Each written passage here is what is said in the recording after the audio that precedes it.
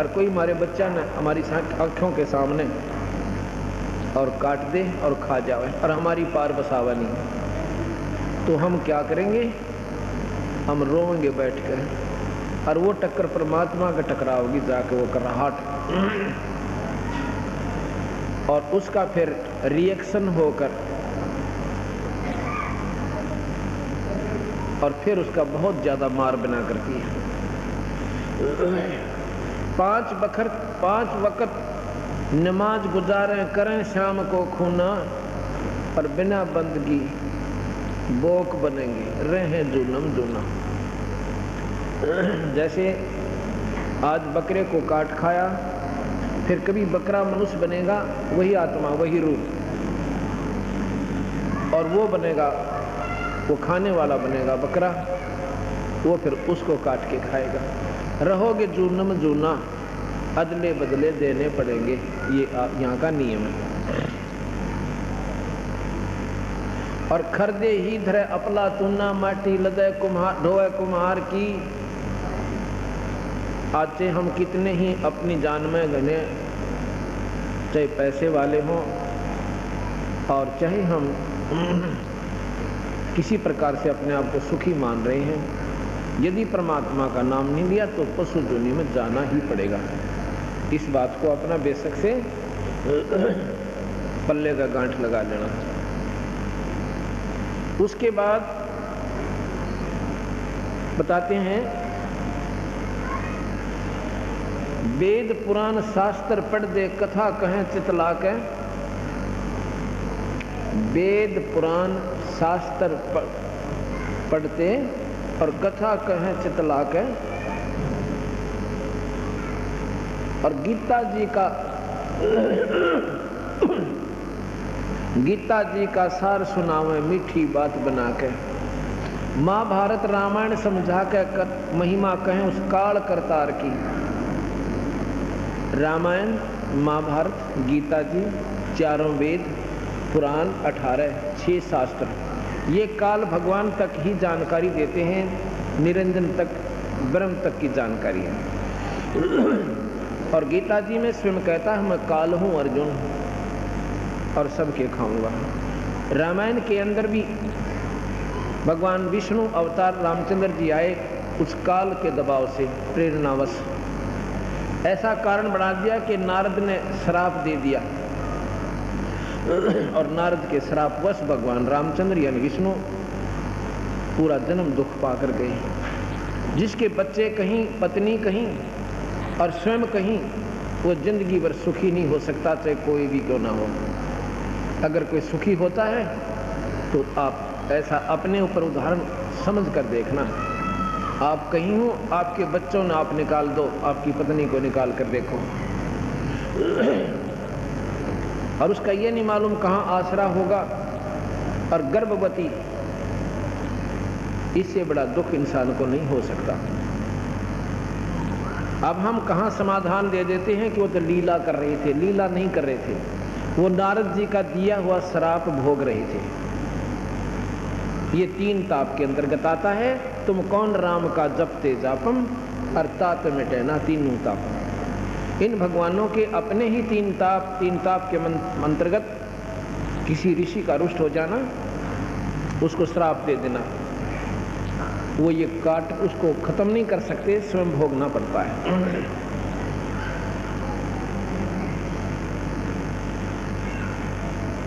गीता जी का सार सुनावे मीठी बात बनाकर, और महाभारत रामायण समझा के कथा कहें उस काल करतार की, महिमा कहें उस काल करतार की। आपने गीता जी को सुना होगा। गीता एक अनमोल शास्त्र है इस ब्रह्मांड की। वेदों के बाद दूसरा नंबर गीता जी का आता है। वेद वो श्रेष्ठ शास्त्र हैं जो ब्रह्म तक की पूर्ण जानकारी देते हैं, पर आगे का बेरा कौन है। गीता जी भी ब्रह्म तक की उपासना, साधना, उसका प्रतिफल तक की जानकारी देती है। उस परम पिता परमात्मा का इशारा जरूर से, पर साधन पाने का नहीं है, विधि नहीं है।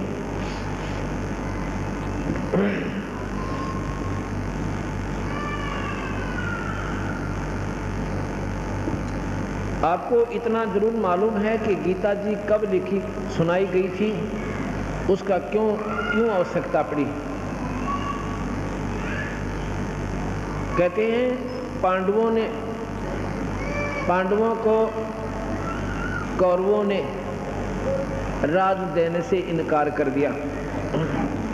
अगर इसका मूल सुने ध्यान से, धृतराष्ट्र बड़े थे और पांडव छोटे थे। धृतराष्ट्र अंधा होने के कारण पांडव को राज दे दिया गया था अपने छोटे भाई ताई, जबकि परंपरागत ऐसा है कि बड़ा ही लड़का गद्दी पर बैठता है। लेकिन नेत्रहीन होने के कारण उसने अपने छोटे भैया को दे दिया कि तू राज कर। उसके बाद कौरवों ने, दुर्योधन जब सियाना हो गया, जब कहा कि हमारा राज हमें लौटा दो, ये हमारा अधिकार बनता है, उससे वो मुकर गए, अब नहीं देते। अब कसूर ढूंढना। अब उन्होंने सोचा भी नो नहीं तो नो देखेंगे। दुर्योधन उसको, युधिष्ठिर को जुए में राजी कर लिया, जुआ खेलन खातर, और जुआ खिला लिया। जुए में सर्वराज को जीत लिया और द्रौपदी तक को जीत लिया। बताओ, बुद्धिहीन अपनी पत्नी को भी दांव पर लगा दिया। अरुण की हम कथा सुने, अरुण का आचरण देखें। कम से कम राज तो जिताया सो जिताया था, तब तो उठ का जानता, अपनी पत्नी भी दुए बुला दी। अब इन इतिहासों को हम पढ़ते हैं, इस पे बताओ कौन आचरण करे। अब उन्होंने जुए में जीत लिया। अब पांडव कहते हमें राज दो। ये क्या बात हुई भाई, जुए में दुनिया हारे से, फिर कौन दे उसने वापस। अब देखना इसके मूल को, हम कहाँ अपने आप को सेटिस्फाई कर लिया, अपने आप को आधारित कर लिया भाई कौरवों का दोस्त था, पांडवों का कोई ना था। अब दोस्त तो यहाँ आप ही देख लेना किसका था। अब वो नाटक में हम कौन देते, हमने जुएम जीत रखा है, जुएम जीती हुई चीज ने कौन दे। आखिर में उनका झगड़ा होने लगा। भगवान कृष्ण ने कहा भाई झगड़ा ना करो दुर्योधन, इनको तू राज दे दे। वो कहने लगा जी राज नहीं दूं, हमने तो जुए में जीत रखा है। क्यों दे दूं राज, कि मैं खाला का घर से, और हमारा तो फंडामेंटल राइट है, तो हमारा जन्म सिद्ध अधिकार है। जब मेरे पिताजी राजगद्दी पर बैठे थे, बैठना चाहिए था, उन्होंने इंसानियत की कि पांडु को, मेरे चाचा को कुछ दिनों के लिए राज दे दिया, ये तो अधिकारी बन बैठे। अब नहीं दो, अब तो हमने जुए में जीत लिया। आ गया भाई, देख लो तारी मर्जी से, तो भाई भाई से लड़ो मत ना। दूसरी बार फिर जाता है कि दुर्योधन कोई बात ना, गलती हो जाया करे, थारे भाई से आपस में फैसला कर लो, लड़ाई अच्छी नहीं। फिर भी नहीं माना। तीसरी बार जाकर कहते हैं दुर्योधन तू 5 गांव दे दे, बाकी मैं आप सुलट लूंगा, भाई इनका भी मन राजी हो जाएगा। ये वैसे तो मान नहीं रहे, इन्होंने भी अभिमान पकड़ लिया, अहंकार मान लिया, तो 5 गांव दे दे और इनको मैं अपने आप मना दूं। उसको भी मना कर दिया। फिर कहने लगा भाई देख लो थारी मर्जी, लड़ना अच्छी चीज तो होता नहीं, लड़ाई माड़ी चीजों से, इसमें ना जाने किसका सर्वनाश हो जा। अगर मान ले दुर्योधन तुम ही हार जाते हो, फिर ये कतई जाएगा आपके हाथों से। कहने लगा जी जाएगा तो चला जाएगा, पर ऐसे हम दें को ना। चलो भाई, पांडवों को भी कहा भाई तुम टाल रहे दो की बात होगी, जब की लड़ाई में दरिया है ना मानने जी। अगर ना हम तो जी लेंगे। अच्छा भाई, पर एक ख्यास करना ना, तो मैं हथियार उठाऊं हैं, एक तरफ मेरी सेना होगी, एक तरफ मैं होऊंगा, जुन सा जुन से न चाहिए वो ले लेंगे।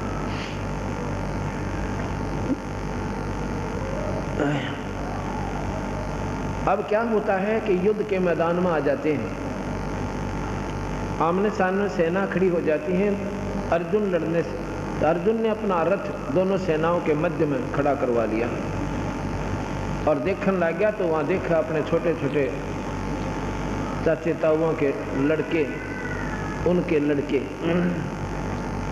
अपने भतीजे और बहनों के बटेऊ, रिश्तेदार जिनके साथ रोज खेलने जाया करते थे, बैठा करते थे, मीठी मीठी बात बतलाया करते थे, उनको देख कर एकदम शर्मिंदा हो जाता है। अपने विचार लाता है कि इन मासूमों को मार कर अगर मैं राजा भी बन गया तो मुझे क्या मिलेगा? इस खून से सने हुए राज के ठाठ से अच्छा तो हम भीख मांग कर खा लें तो भी चोखा है। अपने मन में संकल्प करके रथ के पिछले हिस्से में बैठ जाते हैं। वहां पर काल निरंजन, वो ज्योत स्वरूपी भगवान काल, 1000 भुजा का मालिक, जिसने 1 लाख जीव रोज खाने हैं, जिसे ब्रह्म की संज्ञा से जाना जाता है, उसने देखा कि बात बिगड़ गई।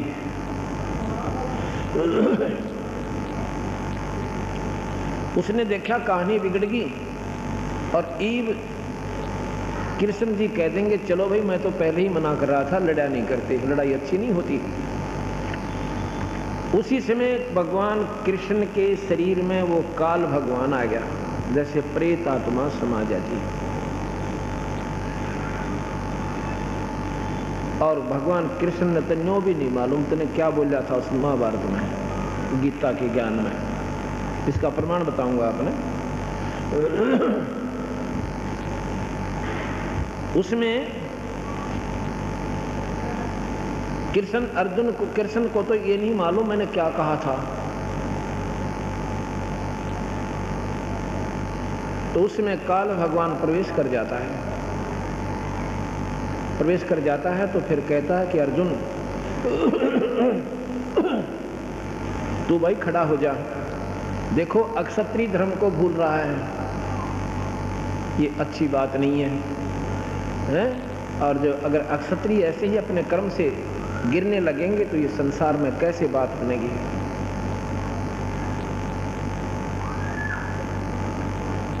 दूसरे कहता है कि भाई देख तेरे कोई पाप नहीं लगेगा, ये मैंने सारे मार रखे, तू तो निमित्त निमित्त बनाना है, तुझे कोई पाप नहीं है।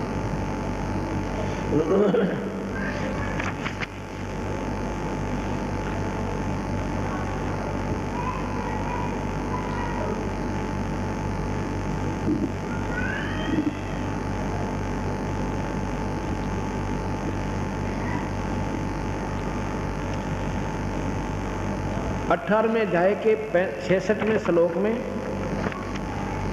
कहा कि संपूर्ण धर्मों को अर्थात संपूर्ण कृत्रिम कर्मों को मुझ में त्याग कर तू केवल मुझ सर्वशक्तिमान सर्वाधार परमेश्वर की शरण में आ जा, मैं तुझे संपूर्ण पापों से मुक्त कर दूंगा, तू शोक मत कर, डर मत ना, काली ना माने, तने सारे पाप काट दूंगा, तेरे कोई पाप तुझे नहीं लगेगा।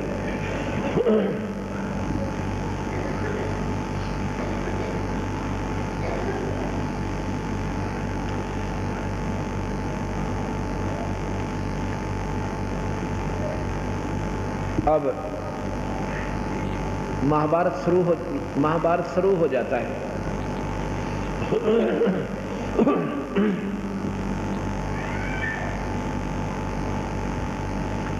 महाभारत शुरू हो जाता है, कौरव हार जाते हैं, पांडव विजयी हो जाते हैं।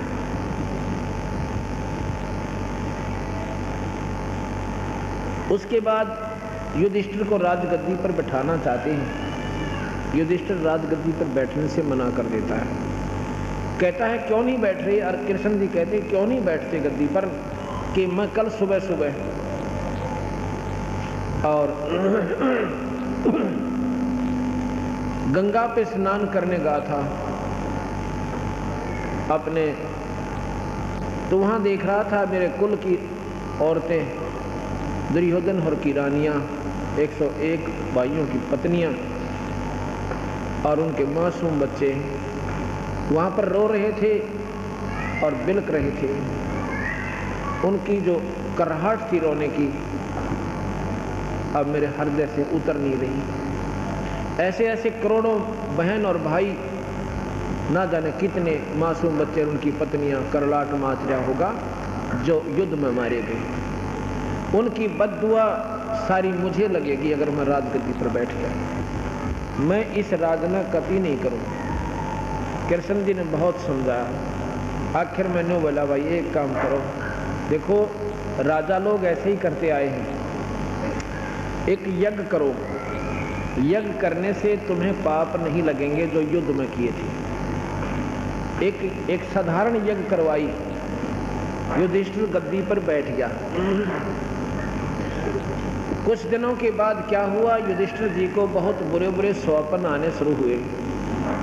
स्वप्न में क्या देखता है कि कटे हुए सिर, बिना शीश के धड़, और ऐसे मेरे मकान में घुस रहे हैं, और ना जाने कितनी बहनें विलाप कर रही हैं और अपने पतियों की लाशों के ऊपर अपनी चूड़ियां फोड़ रही हैं, अपनी मांग पूछ रही हैं, कोस रही हैं राजा को। ये कोई सीमा की लड़ाई नहीं थी जिसमें वीर गति प्राप्त हो जाते।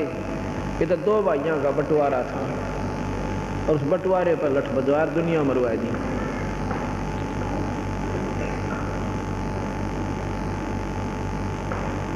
उसको 3 दिन हो गए रात को बैठकर काट रहा है। द्रौपदी रात को उठती है, देख रही है, पूछती है, कहती है आपको क्या हो गया? कहता कुछ नहीं हो गया, आप आराम करो। उसने सोचा मैं अपने दुख से क्यों दूसरों को दुखी करूं, ये कष्ट मुझे ही होलेगा। उसने फिर प्रार्थना की, नहीं बताया। आखिर में अपने उन 4 पतियों से फिर प्रार्थना की, जाकर कहा कि तुम्हारा भैया ऐसे ऐसे संकट में है, और उसका तो कुछ ही दिनों में हो सकता है वो शरीर ना त्याग जाए हैं। सभी कहने लगे ऐसा क्या हो गया, हमारे भैया ने हमें नहीं बताया उनको इतना कोई कष्ट है। ये तुम पूछो अपने भैया से जाकर। 4 पांडव आते हैं, युधिष्ठिर से प्रार्थना करते हैं, भैया क्या आप हमें अपना भाई नहीं समझते हैं? क्यों, ये आपको किसने कहा? आप इतने संकट में हो और हमसे ये छुपा रखा है। क्या छुपा रखा है? आपको रात को नींद क्यों नहीं आ रही है? आपके ऊपर क्या आपत्ति है? कोई राजकीय संकट है, कोई राजनीतिक मामला है तो हमें बताइए, हम साथ हैं आपके। अपने दुख को दूसरे से बताने में हल्का हो जाता है, और नहीं बताओगे तो भैया इसका मतलब आप हमें अपना भाई नहीं मानते हैं। तब उन्होंने बताना पड़ा कि मेरे साथ ऐसे ऐसे संकट है भाई, मुझे ऐसे व्यक्ति दिखाई देते हैं स्वप्न में जैसे जिनके सिर कटे हुए हों, और ना जाने कितने को हमारे घर में घुस रहे हैं, और उनकी शक्ल देखकर मेरा तो कलेजा धड़कन लग जाए, नो दिल धड़का भाई, मुझे नींद नहीं आ रही है। चलो भगवान कृष्ण के पास चलते हैं, इसका कारण तथा समाधान पूछेंगे। भगवान कृष्ण के पास जाते हैं, कृष्ण जी से कहा कि ऐसे ऐसे भैया को रात्रि में निद्रा नहीं आ रही है। कृष्ण जी ने अपना सारा विचार लगा के बताया कि तुमने जो महाभारत में पाप किया, बंदूकघात किया, वो तुम्हें दुखदाई हो रहा है। अब एक काम करो, तो समाधान बताइए। एक अश्वमेध यज्ञ करो, सारी पृथ्वी के जीवों को बुलाओ, सभी देवी देवताओं को आमंत्रित करो, सभी ऋषि और मुनियों को आमंत्रित करो, और एक शंख रख दो पंचजन्य, पंचायन भी बोलते हैं उसको, पंच आनन, आनन माने मुंह, 5 मुंह का शंख 100 स्टेज बनाकर न्यारी बिन से उस पर रख दीजिए। और जब ये शंख अपने आप बजेगा, कब बजेगा? जब कोई पूर्ण संत, और भाई पूर्ण परमात्मा का नुमाइंदा संत रोटी खा जाएगा, और भाई नो ना बेरा सबको आमंत्रित करो, ना बेरा किस बेक में वो परमात्मा का प्यारा हंस आ जाए।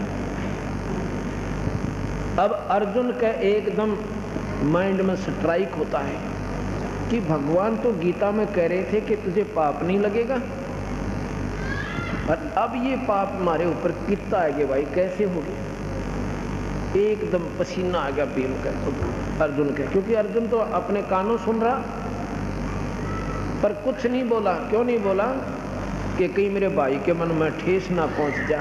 अगर मैं वाद विवाद करूं भगवान के लिए और युधिष्ठिर न्यू महसूस ना कर दिया 2 रुपये लगने 10 रुपये खर्च होने जा रहे थे और बाइक ने अच्छे नहीं लगे, इसलिए वाद विवाद कर रहा है।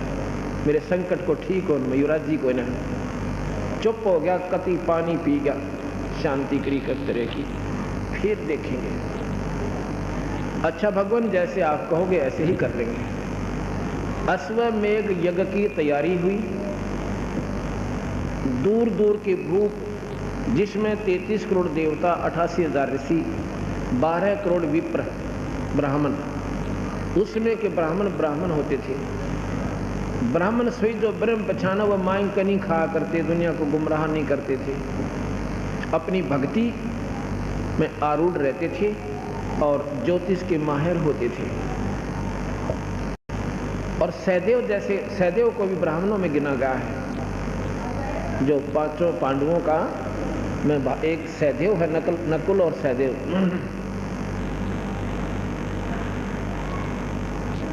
और सभी को आमंत्रित किया गया। ब्रह्मा विष्णु महेश तीनों गुप्त रूप में आकर भोजन पागे किसी ब्राह्मण के रूप में। भगवान कृष्ण जी ने भी खाना खा लिया, परंतु शंख ने आवाज नहीं की, शंख नहीं बजा। तो युधिष्ठिर कहने लगा भगवान क्या कारण हो गया? सभी महापुरुषों ने खाना खा लिया और 3 लोक के मालिक आपने भी खा लिया और शंख फिर भी नहीं बजा। कृष्ण जी ने बोला जी, युधिष्ठिर कहने लगा हम पापी ज्यादा हैं भगवान, उस महाभारत में हमने जुल्म कर रखा है, मुझे ही मालूम है। कितनी बहनें किस प्रकार अपना जीवन निर्वाह कर रही होंगी और किस प्रकार अपने पति ने रो रो कर, बालक भी रो रहे होंगे, उनके आंसू बिना सूखी होंगे अभी तक, और हम इस राज का आनंद भोग रहे। हमारी यज्ञ पूर्ण नहीं हो सकती, हम पापी ज्यादा हैं। कृष्ण बोला भाई जल ना तोड़े, और ये जितने महापुरुष बैठे हैं ना ये मंडलेश्वर, इनमें कोई संत आत्मा कोई ना, ये भक्ति अधिकारी नहीं है, इनके पास कमाई नहीं है, ये तो मान बढ़ाई के भूखे हैं, एक सिद्धि पाले हैं और दुनिया ने गेला लाले हैं। और उसके आधार पर हो भाई अगस्त ऋषि 7 समुद्रान पी गया, उसका पाछा लें डाला अगले, फिर पी गया तो पी गया, तुमने के मिलेगा पाछा अंडड़िया ने। अब कभी विचार नहीं किया इस बात का। अब मैं तो लाडू खाऊं और तुम मेरे का नहीं देखो, अब लाडू खावे देखाएं तो तुमने के मिलेगा भाई मैं खाऊं, कहते तुम भी खाओ, इसी व्यवस्था करो, तुमने भी लड्डू मिले। या तो वो साधना तुम करो, जंगला में जाकर जैसे ऋषि करा करते, उनके गुण जब हम गावा, हम वो कर नहीं सकते, सूखे डोल उनके पीटा, क्यों भाई? हम ऐसी साधना करें जो घर बैठे कर सकते हैं, हम ऐसा रास्ता अपनाएं जो उनसे ज्यादा श्रेष्ठतम। आज मैं आपको कम से कम 5000 प्रमाण दिखा सकता हूं जिनके घर में वो सुख कर दिया, और केवल एक नाम आशीर्वाद से भी हो सकता, पर हम आशीर्वाद से नहीं करते, हम इसको राम नाम पर जोड़ते हैं पहले, ताकि आने वाले और सदा के संकट कट जाएं, 84 छूट जाए। ऐसे भी हमारे पास प्रमाण है, केवल हाथ रखने तो वो स्वस्थ हो गए, पर ये हम नहीं करते। इधर मालचा हरसाना गांव है, और यहां पर हरसाना की एक बेबी बैठी हुआ पट्टी बंधवारी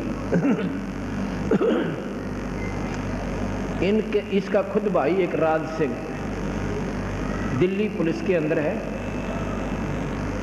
राज सिंह पुत्र रघुनाथ, गांव मालचा हरसाना जिला सोनीपत में, और इतना तगड़ा लड़का, नौकती नौजवान, और इसकी भाभी ने नाम ले रखा उसकी पत्नी ने, और वो मानने कोई ना।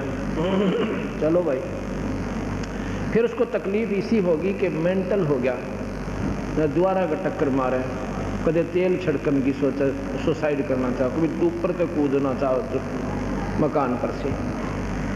सिविल हॉस्पिटल सोनीपत ले गए, वो कहने लगे मेडिकल में ले जाओ, ये तो कति पागल हो लिया, इसका कोई समाधान नहीं है, और कम से कम 3 महीने का ट्रीटमेंट तो वहाँ कंटिन्यूस है, उसके बाद देखना।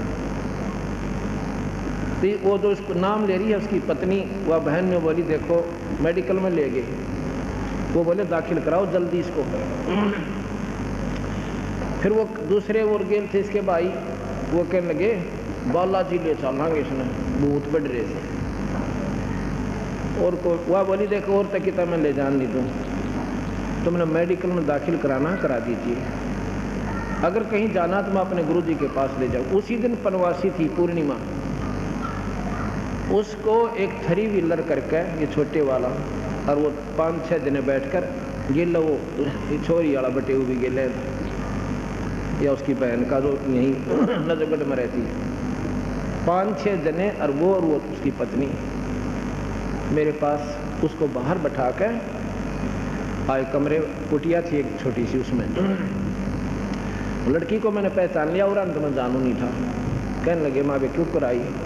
अजी भगत जी कति पागल हो रहे हैं पर मरण न हो रहे हैं, वो तो मरने वाले इसी हालत हो रही। उसने नाम ले रखा ना जी, नाम तो मानता है कोई ना। मैं बोला भी एक पाठ भी करवाइए, कति यहाँ ही नहीं बनता, उपमा का उसको यहाँ लाओ, आप सत्कर मानना। और 5-6 जने साथ में, अरे शायद यह भी हो गया, हाँ यह भी साथ में थी, यह बैठी बेबे। मेरे पास जब कुटिया में जाए, मैं बोला भाई क्या नाम है तेरा? सिर पे हाथ रखकर अकराज सिंह। कि कहाँ का रहने वाला है? अगजी मालचा हरसाना का। अच्छा भाई तू नाम ले ले तो ठीक हो जाएगा, नाम दे दो जी, एक पाठ भी करवाना, पाठ करवा दो, रख दो जी, पाठ कर दूँगा। मैं बोले तू कहीं उम्र न हो यार पागल है, तो बिल्कुल ठीक है। नो बोले जी यहाँ आकर हो गया, ये तो 3 व्हीलर में 5 जने पकड़ रहे थे, इतना तगड़ा 3 व्हीलर ने भी नो करता होता दूर की दूर, रुक के मारता हुआ था। पड़ोस आस पास वाले देख रहे थे, यू क्या हो रहा है, इसे बुंडा ठाडा छोरा 4-5 जन रू उठा ले जाओ, इतना तगड़ा है। उसके बाद आज 1.5 साल हो गया, उसने कोई तकलीफ नहीं। बोल सतगुरुदेव, हर नाम ले लिया। उसी मालचा के अंदर एक बहन है, उसका नाम तो मैं भूल गया, सतपाल के करते हैं। सतपाल के पिताजी यहाँ के नाम से है? सुनता नहीं, बताइए कौर दी के नाम है? सतपाल के पिताजी का सरदारे, या छोरी उड़े गया सतपाल पुत्र सरदारे। और सतपाल की पत्नी, उस लड़की का नाम है, वो मेरे मन से उतर गया, उसको 34 वर्ष से दमे की बीमारी थी, 40 साल की आयु है उसकी, 40-42 की। नो बोले जी मेरे घर वालों ने मेरी शादी करने से भी मना कर दिया था कि भाई इस लड़की ने कौन उठेगा, इस पर 10 कदम तक चला नहीं जाता।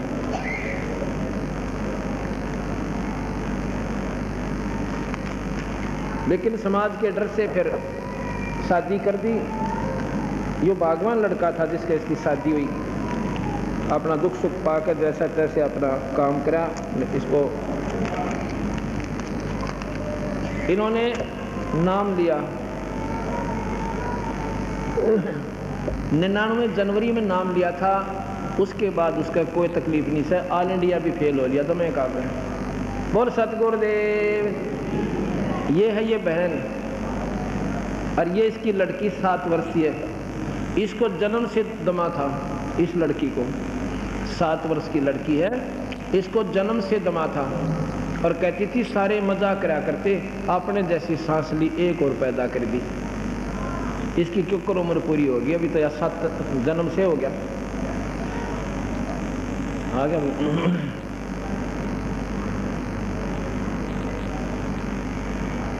नवली जी मैंने तो नाम लिया, नाम से ठीक होगी।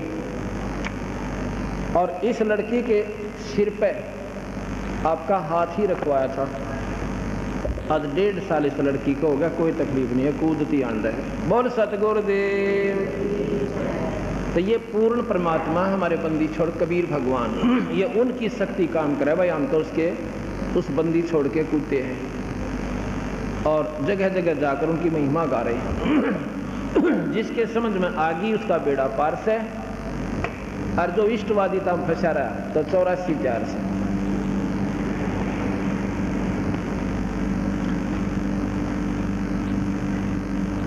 अब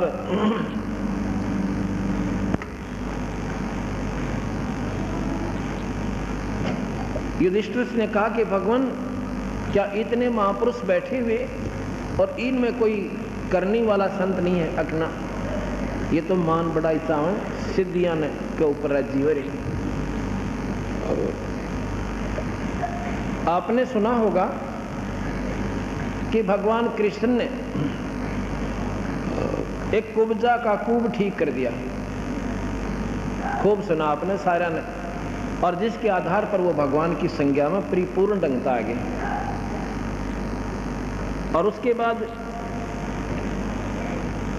कुब्जा का कूब ठीक करके और उसके घर पे गए और पत्नी जैसा व्यवहार किया। ये सुख सागर में लिखा हुआ है। अब मैं आपको यही प्रमाण देता हूं, कबीर भगवान परमात्माओं के परमात्मा हैं। ये लड़की मोनिका पुत्री श्री मोनिका पुत्री श्री क्या नाम है दरियाव सिंह, ये उनके मकान में रहते थे, किराएदार भगत जी हमारे सेवक। इन्होंने जाकर इनको बताया कि तुम कित भूल रहे सो, या क्रोथे के अंदर ये संकट तो मुफ्त में दूर हो रहे हैं। इस लड़की को मोनिका पुत्री श्री दरियाव सिंह लाट के रहने वाले और सूबेदार रिटायर है मिलिट्री से। ये लड़की 10वीं में पढ़ रही है, अब शायद +1 में होगी हो। बैठ जाओ। इसको ये जब 7-8 वर्ष की थी, उसमें इसकी कमर में जैसे हाथ से सानी काट, ये कुटी करते हैं ना, हाथ से घुमा कर काटा करते, गंडासा बोलना जिसमें, उसकी बच्ची थी, खेल रही थी, वो ऐसे स्पीड से चल रहा था, इसके कमर में लग गया। बताओ, हड्डी में फ्रैक्चर हो गया और वो थोड़ा बहुत ठीक हुआ। इतने में भागती भागती गिर गई ऊपर। गऊ ने दोनों पैर टेक दिए। इसको क्या हो गया, हड्डी बच्ची थी, हड्डी फ्रैक्चर हो गए और न्यों की नो गलत जुड़ गई टेढ़ी, और वो होती होती ऐसे बन गई कमर में, इतना ऊंचा हो गया, ये इतना ऊंचा नो पीछे था। और वो हड्डी बढ़ के नस होती है बीच में, एक बहुत बारीक नसें होती हैं। वो नसें इतनी नाजुक होती हैं, अगर उनका ऑपरेशन कर दे वो एक भी कट जा, पैरालिसिस हो जाता, अधरंग बन जाता। और पीड़ा उस लड़की को इतनी ऐसा है, गर्दन सूजी रहे और कमर ऐसे टेढ़ी नो झुकी हुई, न्यारा कूब दिखा इतना ऊंचा। उन्होंने, अब देख लो, अब वो 16 साल की होगी, 7-8 वर्ष उन्होंने कैसे उस लड़की को रोका। सभी डॉक्टरों से दिखा कि इसका इलाज ऑपरेशन है। ऑपरेशन में 99% अधरंग के चांसेस हैं, 99%, 1% हम कह सकते हैं बचा तो बचा, नहीं बचा नहीं बच सकती। मतलब ये था 100 की 100 अब पैरालिसिस। अब इन्होंने हरपाल भगत जी है, ये वहाँ सेवा में रहते थे, उनके कमरे पर रहने लगे, किराए पर रहते थे। जब उस लड़की का दुख इन्हें देखा, इन्होंने बताया कि ऐसे ऐसे आप वहाँ ले चलो। वो कहने लगे हमने सारे दिखा लिए, सारी पूजा पाठ कर ली, मातार मसानी। डॉक्टरों को तो हमने एक डॉक्टर ने बोला 50,000 रुपये लगेंगे, ऑपरेशन होगा, इसका कोई समाधान नहीं है, और लिख के देना पड़ेगा पैरालिसिस 99% सारी उम्मीद, लेकिन दर्द बच जाएगा इसका, क्योंकि रो बहुत रही थी लड़की। और कुब्जा का तो दर्द तक कोई ना था, कुब्जे का दर्द नहीं हुआ करता, वो तो जो क्या हुआ होता है उसको पीड़ा नहीं होती, और इसको पीड़ा भी और कुब भी दोनों दुख रही। तो उसकी, इस मोनिका की माँ ने नाम ले लिया। हम नाम से क्यों जोड़ते हैं, फिर काल से छूट जाओगे आप, परमात्मा की शरण में आ जाओगे, कबीर साहब की, और आगे आने वाले आपकी कमाई बन जाएगी।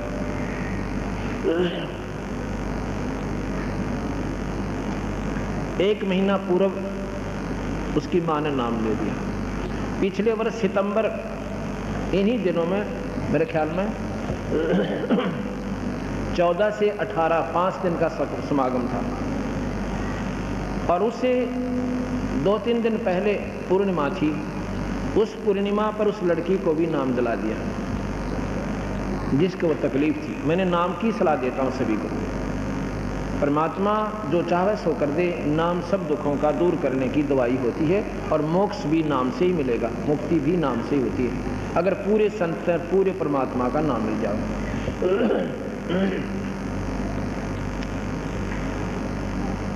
तो उन्होंने नाम ले लिया, और भीड़ सी ज़्यादा थी, मुझे ध्यान नहीं रहा। फिर हम सत्संग कर रहे थे। 2-3 दिन के बाद वो लड़की रो रही, उसकी माँ रो रही, उसकी नानी रोए, एक उसकी बहन उससे बड़ी 2 साल पूर्व बड़ी, वो भी रो रही। मैं बोला अभी क्या बात हो गया आपको, की बात से साची बताओ क्या तकलीफ है। ऐसे एक धर्मशाला, वहाँ धर्मशाला में सत्संग करे, रोहतक रैया वाली धर्मशाला, काठमंडी रोहतक। अभी वहीं किया था हमने 3 तारीख से 9 तारीख तक, सितंबर में ही, साल भर के बाद। उन्होंने बताया कि ये लड़की है जी, और इसको इतना दर्द हो रहा है, हम भी रोते हैं रात में बैठ के, लड़की भी घूम घूम कर समय काटती है। गोलियां देते हैं, आध घंटे रिलीफ मिलता है, फिर पीड़ा शुरू हो जाती है। और आज डॉक्टरों ने कह दिया इसके बाद इससे स्ट्रॉन्ग दवाई हम देंगे भी नहीं। और ये भी निष्क्रिय होली, अब दर्द इसका रुक नहीं रहा, अब ये गोलियां काम नहीं करेंगी इस पर। अब बताओ कि सारा उन्माद पिता ने ऑपरेशन कराएं तो अधरंग मारे, अधरंग मारी हुई लड़की ने कौन उठे। पाड़ से भरा दुख से विचार करे तो इंसान, पर हम ढीठ हो लिए, हम इतना अपने तो हो जाता लागे, दूसरे के नहीं लगती। अब उस परिवार ने कोई सथा नहीं दिखा था।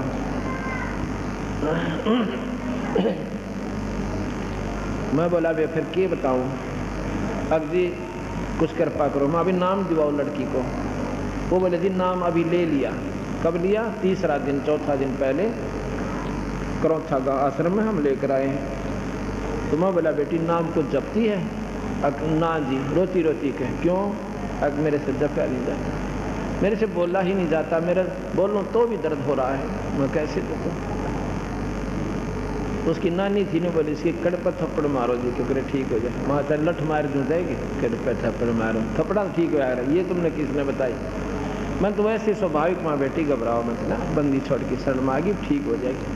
जो सारे सिर पे कभी उस कमर पे के, ऐसे स्वाभाविक साथ अपने प्यारे बच्चे को कहा करा करें।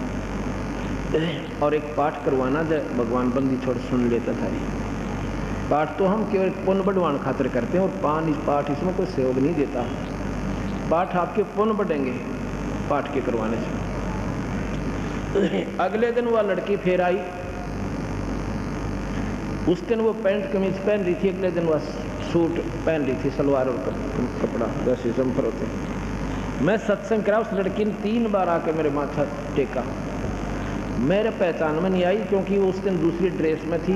एक बालक एक दिन में की पहचान में हुई था। मैंने सोचा हो सकता है इस बच्चे ने मेरा प्रवचन अच्छे लगे हों, और इसलिए शायद नाम लेने की रुचि बन जा, ना मेरा बंदी छोड़ किसके बाद जाग जाए। और कब बात समझ में आ जाए। सत्संग के उपरांत में बैठा बराबर में आके चारपाई पे, वो पूरी की पूरी मंडली फेर आई। जब मैंने देखा मैं कहा हो ना या वही लड़की हो, और इतनी खुश हुआ लड़की कति। तो मैं कहने लगा ये वो काल वाली लड़की है क्या? जी वही है। अब क्या बोला जी कति ठीक होगी, यहाँ से बाहर निकली थी, इसका कोई पीड़ा नहीं। बोल सतगुरुदेव। फिर पाठ कराया उसके पिताजी ने खुले दिल से। अब दूसरा पाठ अब फिर उन्होंने करवाया है, 3-4 दिनों से उनको बोला का ऐसा। उसके बाद वह लड़की कति स्वस्थ है, कोई दवाई नहीं, कोई बूटी नहीं। बोल बंदी छोड़ कबीर साहब। ऐसी एक लड़की पूना के अंदर है, पर कितने गुण गाऊं गिनती है कोई नहीं इस परमात्मा में। ये तो फ्री ऑफ कॉस्ट, ये तो हमारा उद्देश्य भी नहीं, ये तो अपने आप मालिक सहारा दे देता है ताकि ये काल तो छूट के और इस पर पूर्ण परमात्मा की शरण में आ जाए।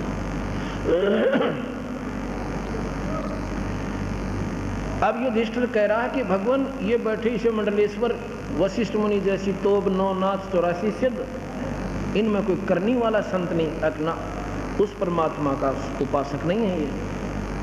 और इनके बस का कोई ना, ये तो अपनी ये सिद्धियां दिखाकर लोगों ने सुखदेव आकाश मोड़ कर आकर्षित कर रहा था, और मुक्ति तक का अंत नहीं।